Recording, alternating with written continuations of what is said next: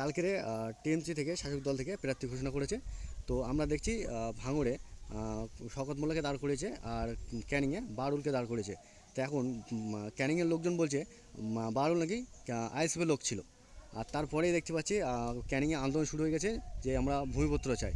তো শওকত মোল্লা কি ভয় পেয়েছে? তার কারণে কি লোকজনকে ওর নেতাকর্মীদেরকে উস্কে দিয়ে কি নিজের জায়গায় ফিরে আসতে যাচ্ছে? তোমাদের কি ভয় পাচ্ছে? আইএসএফ কি ভয় পাচ্ছে? দেখুন, শওকত মোল্লা তিনি একজন হিউম্যান রাইটস কমিশনার। তিনি আখ্যা দিয়ে দিয়েছেন নটোরিয়াস ক্রিমিনাল।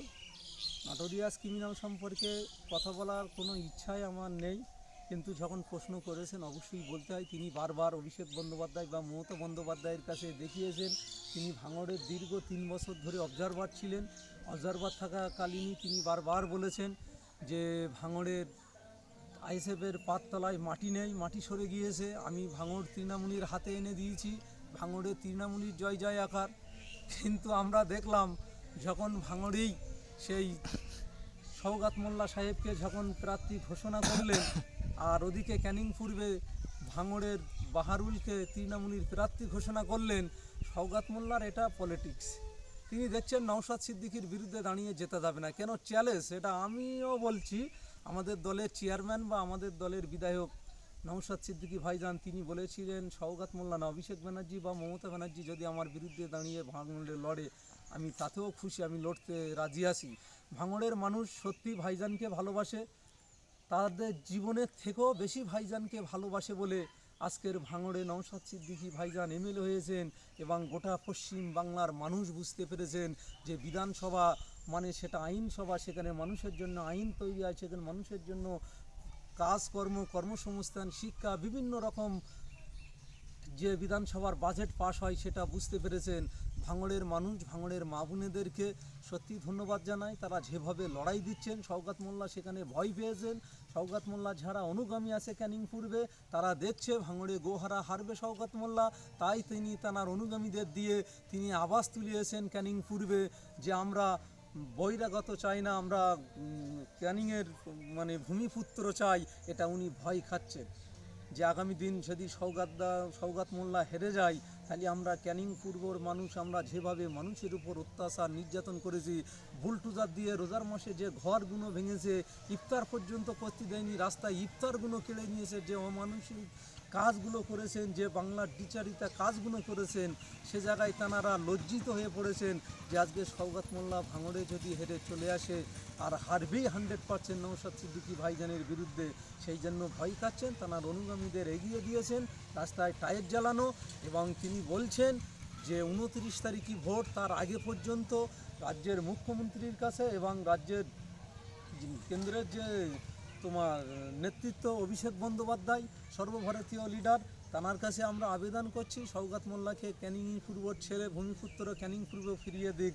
কেন তিনি দেখছেন যে ভাঙড়ে হারবে, আর এটা আমরাও শিওর ভাঙড়ে হারবে। ভাঙড়ের প্রত্যেকটা ভোটারকে, প্রত্যেকটা নাগরিককে, প্রত্যেকটা মা ভাই বোনকে তাদেরকে ধন্যবাদ জানাই, তাদের জন্য দোয়া রাখি যে তারা যেভাবে লড়াই দিচ্ছেন। আগামী দিন নওশাদ সিদ্দিকী ভাইজান আবার বিধানসভায় যাচ্ছেন, তিনি বিধানসভায় গিয়ে আবার মানুষের কথা বলবে, তিনি মানুষের হয়ে লড়াই করবে। আর ক্যানিং পূর্বের যিনি বিধায়ক ছিলেন দীর্ঘদিনের, তিনি দেখলেন ভাঙড়ের যেই তাঁর নাম প্রস্তাব হয়েছে, তাঁর মুখটা একদম পুরো ঠুটো জগন্নাথের মতো হয়ে গিয়েছেন। তিনি দেখছেন যে আমার এমন একজন প্রার্থীর সামনে আমাকে দাঁড় করিয়ে দিয়েছেন, আমার যতই হাতে বোম বন্দুক গুলি থাকুক, 5 টাকার পেনের ক্ষমতা তাঁর কাছে অনেক বেশি। কেন তিনি ভাঙড়ের প্রত্যেকটা নাগরিকই চোখ খুলে দিয়েছেন। বোম বন্দুক নিয়ে মোস্তানি করে মানুষের ওপর টর্চার করে ভোট করে বেশি দিন টেকে থাকা যায় না। সততার রাজনীতি, মানুষের পাশে দাঁড়িয়ে 5 টাকার খাতা পেন, যেখানে শিক্ষার কথা বলছে, মানুষকে শিক্ষা দাও। আমরা এটা দেখেছিলাম যেটা ভাইজান নওশাদ ভাইজান তোমার কালিয়াগঞ্জে উপনির্বাচনের পরে বাইরান বিশ্বাস চলে যাওয়ার পরে নওশাদ ভাই একটা মিটিং করেছিল, সেখানে গিয়ে প্রত্যেকটা মা বা ভাই বোনকে বলেছিল 1 সাঁঝ 2 সাঁঝ না খেয়ে রোজা রাখো, অথচ বাচ্চাদের শিক্ষা দাও। কেন শিক্ষা হলো জাতির মেরুদণ্ড। যদি শিক্ষা থাকে, তাকে যদি একজন সাধারণ নাগরিকের উপরে যদি আঘাত করতে বলো, তার উপরে অন্যায় অত্যাচার করতে বলো, তারা করবে না। শওকত মোল্লা এই জায়গায় ভয় পাচ্ছেন যে নওশাদ সিদ্দিকী সত্যি একজন খুব এগুলোর ছেলে, তার মধ্যে কোনো রকম দ্বিচারিতা নেই। তিনি স্বচ্ছতার সঙ্গে রাজনীতি করে এবং বহু তৃণমূলের বলেন আরও অন্য অন্য রাজনীতি দলের বলেন তাঁরাও প্রশংসা করেন যে সত্যি 294টার ভিতরে 72 থেকে 77টা বিজেপির বিধায়ক এবং 215টা মতো তোমার হচ্ছে তৃণমূলের বিধায়ক এবং একটাই সংযুক্ত মোর্চা ইন্ডিয়ান সেকুলার ফ্রন্ট অথবা আইএসএফের বিধায়ক।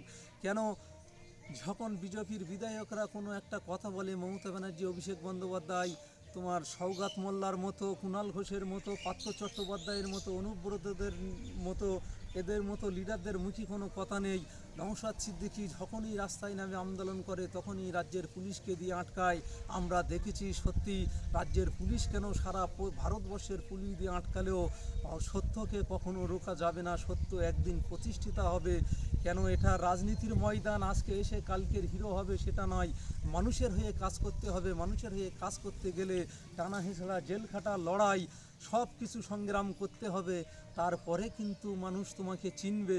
সেটা নওশাদ সিদ্দিকী ভাইজানের মধ্যে আমরা একটা জিনিস দেখেছি, তিনি দুবার অ্যারেস্ট হয়েছেন, একবার 42 দিন জেল খেটে বাংলার মানুষের চোখ খুলে দিয়েছিলেন যে তিনি মানুষের হয়ে কাজ করছেন। এবং ব্যাংশাল কোর্টের কাছে রাজ্য সরকার এবং রাজ্য সরকারের প্রশাসন এবং রাজ্য সরকারের যেসব আইনজীবীরা ছিলেন সেখানে চড় খেলেন। আবার আমরা দেখলাম যখন ওয়াকাফ আইন নিয়ে আন্দোলন চলছিল, আমাদের একটা র্যালি ছিল শিয়ালদা থেকে ধর্মতলা বাবা আম্বেদকর মুক্তি পথদেশ পর্যন্ত, মমতা বন্দ্যোপাধ্যায় সেখানে কলকাতা পুলিশ লাভিয়ে ছত্রভঙ্গ করে সেই র্যালিকে বানচাল করতে চেয়েছিলেন এবং আমাদের ভাঙড়, বাসন্তী এবং ক্যানিং পূর্বের বহু ভাইদেরকে রাস্তায় আটকে মারধর করে প্রায় 3000 ভাইদের কেস দিয়েছিলেন। তারপরেও ভাই থামিনি, সেইখান থেকে কিছুটা দূর গিয়ে একটা মাঠ পর্যন্ত সেই র্যালি এই পশ্চিমবাংলার সেরা র্যালি হিসেবে তাও গণ্যনা হয়েছিল। সমস্ত মানুষকে তো আসতে দেয়নি, পুলিশ দিয়ে আটকেছিলেন। তারপরে দেখলাম সেটা সাকসেসফুল হলো। তারপরে ভাই ধর্মতলার মতো একটা জায়গায় বসে অবস্থান বিক্ষোভ মিছিল করছিল যাতে ওয়াকফ সম্পত্তি যে আইন তৈরি হয়েছে সেই আইন যাতে মানে লাগু না হয় তার জন্য। কিন্তু সেখানে কি দেখলাম, মাননীয় মুখ্যমন্ত্রীর ভূমিকা অন্য ছিল। তিনি বারবার বলছেন ওয়াকফ আইন নিয়ে বাংলায় যদি কেউ আন্দোলন করে এটা আমি মেনে নেব না, বা আমার থেকে বড় শত্রু কেউ হবে না। এবং সেই শান্তিপূর্ণ অবস্থান বিক্ষোভ আন্দোলনে নওশাদ ভাই যখন আসছিলেন টুকটুক করে তার কর্মীদেরকে নিয়ে আমাদেরকে নিয়ে এগোচ্ছিলেন, তখন কলকাতা পুলিশ দিয়ে তাকে অ্যারেস্ট করেছিলেন। এক রাত মাত্র রাত্রি বেড়েছিলেন। পরের দিন সকালে সেই ব্যাংশাল কোর্টে আবার মুখ্যমন্ত্রী থাপ্পড় খেলেন। বিচারপতির কাছে ধন্যবাদ জানাই ব্যাংশাল কোর্টের বিচারপতিকে, তিনি সঠিক বিচার করেছেন। আইনের বলে ইন্ডিয়ান সেকুলার ফ্রন্ট এগোচ্ছেন এবং আইনকে আমরা শ্রদ্ধা করি, সম্মান করি। পুলিশ প্রশাসন থেকে নিয়ে কোর্ট থেকে নিয়ে আমরা সমস্ত আইনের উপর আস্থা আছে, ভারতবর্ষের সংবিধানের উপর আস্থা আছে।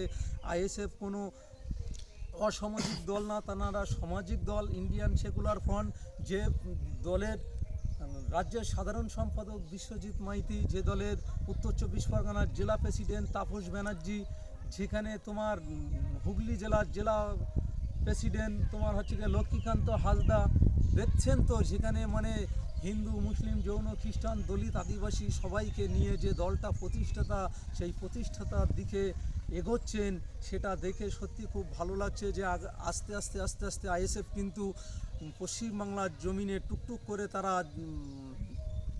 এগোতে চলছে এবং দখল করছেন। আশা করছি 2026-এ পশ্চিমবাংলা থেকে 10 থেকে 15খানা মতো বিধায়ক পশ্চিমবাংলার বিধানসভায় যাবে এবং মানুষের হয়ে কথা বলবে। এটাই আমাদের আশা, এটাই আমাদের দাবি।